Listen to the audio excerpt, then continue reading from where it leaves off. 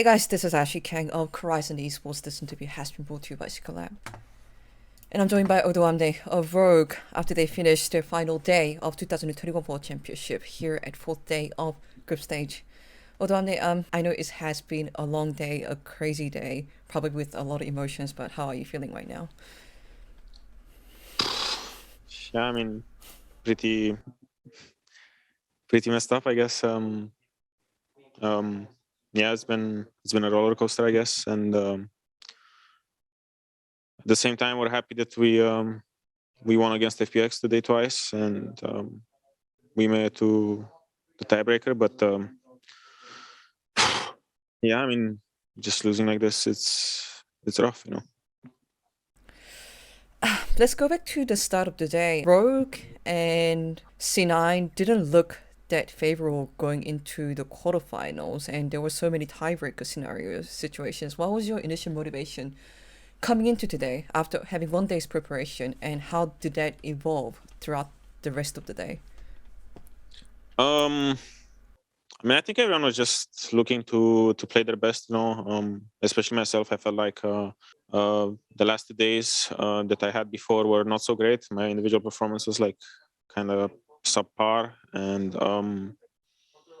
yeah, I mean, the free day we used it to kind of work hard and figure out what's like the meta, because I still feel like the meta is still like developing, and I feel like we weren't really like on top of it, and I feel like this is this case for a lot of teams. So I felt like I just wanted to, you know, go out with the bang, because I felt like even though we were like 1 and 2 coming into the day, I felt like the games were somewhat close, you know, and we had they weren't really like big storms where we felt like, okay, there's just nothing we can do. I felt like for us all the games were playable, and if we just played better we would win. So yeah, that was our mentality coming into this day.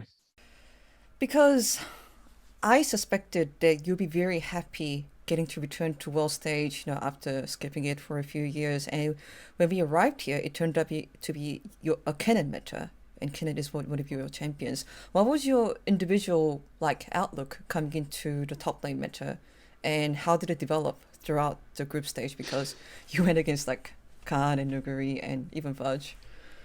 Yeah,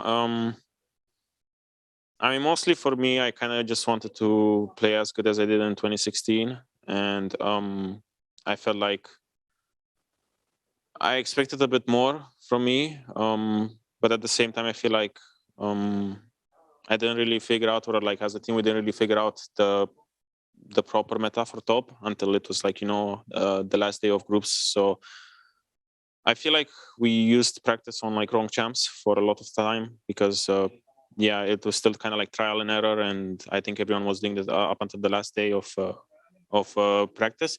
But for me, I mean, I was kind of disappointed, and I'm still kind of disappointed in myself, because I feel like in scrims and stuff, I was playing a lot better, and I was showing up a lot better performances among or like against the other tops in at Worlds.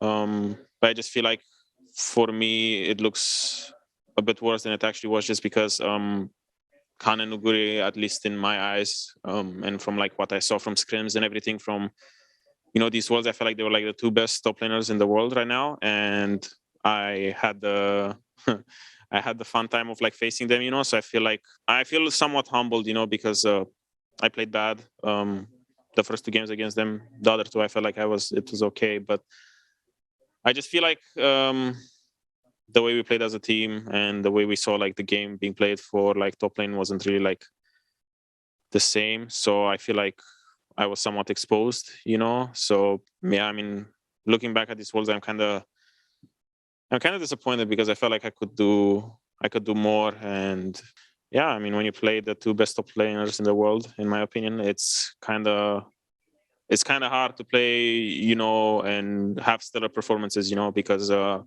they don't give you openings. It's always like it's kind of like a big battle to break the 50-50, you know. I know that multiple players on Rogue have gone on to say that Rogue has been having really good performances on Scrim, especially compared to other NAU teams. Do you think that Rogue also had issue transferring this results onto the stage, or do you just think that wow, this group just turned out to be really tough?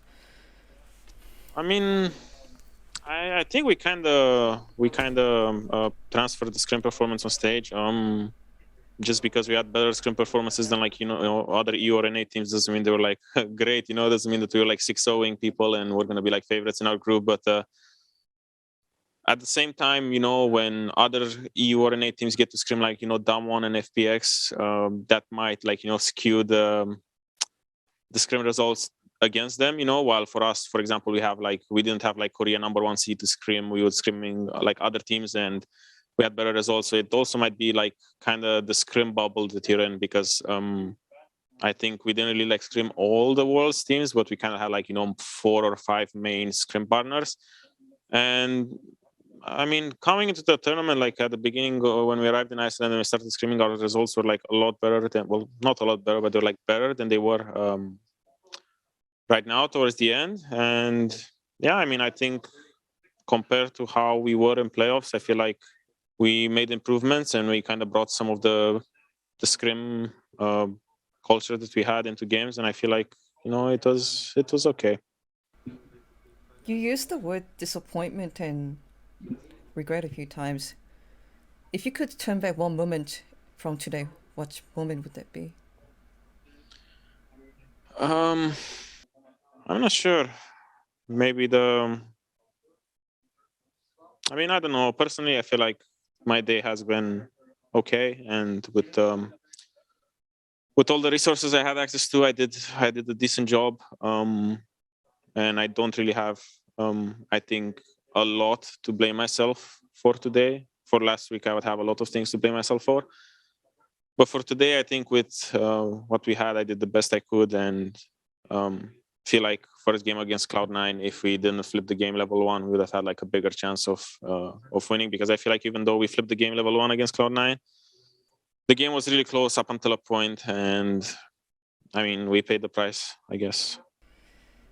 And here you are once back at world stage, and you were so close to making it to the quarterfinals. What would be your one takeaway from this world tournament, if you could think of one? I know it's just been um, recent, but I know.